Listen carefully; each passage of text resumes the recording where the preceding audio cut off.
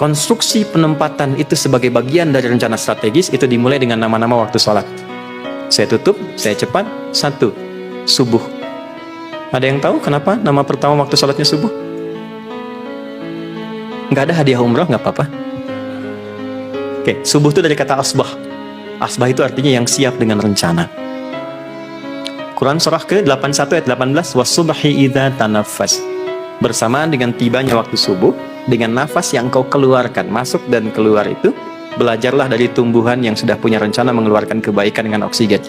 Belajar dari matahari yang sudah memecah kegelapan malam dan mengeluarkan sinar-sinar dengan membawa manfaat-manfaat yang baik. Maka setidaknya, kalau orang Arab tanya kaifa asbahtum, bukan hanya kayak bagaimana kabarmu pagi ini, tapi maksudnya, engkau punya rencana apa yang akan dieksekusi di hari ini sampai engkau tidur lagi. Kenapa waktu sholat pertama disebut subuh? Memberi kesan orang Islam itu nggak boleh bangun tidur tidak punya rencana prioritas yang jelas. Jadi nggak ada ceritanya begini, jam 7 nanti apa ya, jam 8 gimana ya, tidak, Anda susun jam 7 mau ngapain, jam 8 di mana, ada rumusan pekerjaan apa, mana yang paling prioritas, mitigasikan ya, sehingga putusan keluar kapan, diselesaikan kapan, itulah subuh. Nah, sebelum dijalani datang kepada Tuhan lewat sholat.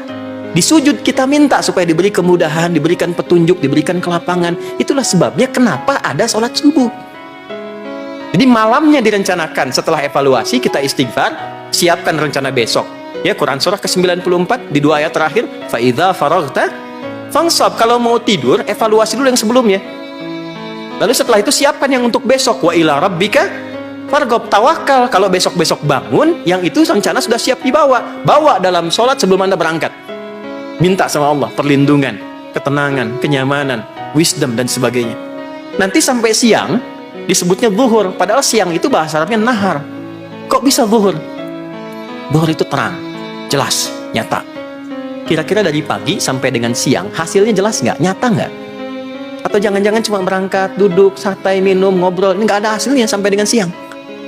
Apa hasil yang bisa dihasilkan dari setengah kehidupan siang itu? Jangan sampai semuanya sia-sia, karena ada orang yang hidupnya cuma ngobrol, kumpul-kumpul, setelah itu gosip lalu bertikai. Itu terjadi terus sehingga turunlah Quran surah 103. Ya. Maka disebut dengan al-asr namanya. Al-asr itu bukan sore. Sore itu masa bahasa Arabnya. Asr itu waktu yang diberikan yang harus diolah menjadi aktivitas yang positif. Ini ada orang yang cuma datang kumpul-kumpul, ngobrol-ngobrol, nggak ada isinya, lalu bertikai. Maka turunlah wal asr. Aku bersumpah, kata Allah, aku berikan kepada engkau investasi waktu itu untuk engkau olah menjadi kegiatan positif. Innal insana, sungguh manusia yang beraktivitas itu lafi khusr, akan cenderung berada dalam kerugian kalau tidak mampu mengolah apa yang aku berikan kepadanya menjadi kegiatan-kegiatan positif. Illal ladzina amanu, kecuali orang beriman. Orang beriman itu, apa ciri utamanya? Wa amilus shalihat. Imannya mendorong dia pada semua kegiatan-kegiatan positif yang bernilai baik. Jadi boleh memandang, berbicara, mendengar, sampai terakhir membuat putusan-putusan yang baik. Jadi kalau Bapak Ibu mengaku beriman, maka iman itu akan bekerja ketika Anda menunaikan profesi Anda. Nggak akan ditemukan isu integritas dan selalu punya prioritas dalam berkehidupan. Setelah itu maghrib itu gurub, tenggelam. Anda sekarir sehebat apapun, pada akhirnya akan muncul masa-masa di akhirnya. Sehingga muncul isya. Ada asya, ada isya. Asya itu masih sibuk kayak gini sekarang. Aktivitas. Fatahnya masih di atas. Ini saya jurusan utamanya di bahasa Arab untuk mendalami bahasa Quran. Ya, jadi dan disertasi saya yang terakhir ini yang saya tulis itu menganalisis bahasa Al-Quran 30 juz. Ya, dengan kedalaman di dalamnya. Ya, ini yang paling menarik itu. Jadi yang paling hebat menarik di bahasa Arab itu harakat pun punya artinya. Jadi kalau di atas itu masih terbuka. Kalau turun ke bawah itu sudah mengecil dan hilang. Asya itu sibuk, masih beraktivitas. Isya hilang kesibukan karena habis.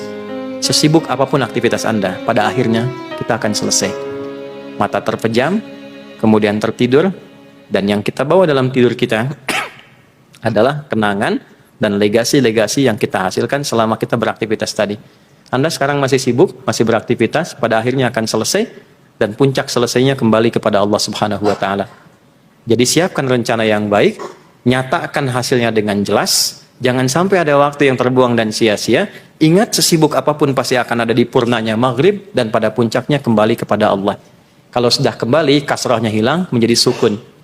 Makanya mayit jadi mayit. Sukun itu artinya dari kata sakin, artinya tenang.